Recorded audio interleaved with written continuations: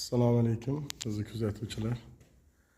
Mana bugun biz Sergeliga, shu uchastkaga eshiklar o'rnatib yakunladik. Shu fasl bilan oxirgi paytda ko'pchilikka ma'qul bo'lyapti. Xuddi shu faslni qilib beraman.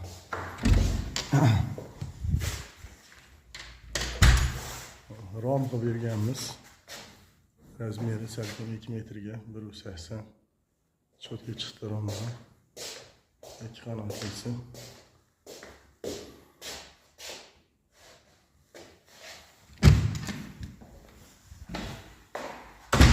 Rom ashib keladi bilan. Dabullar bilan. Eshiklar.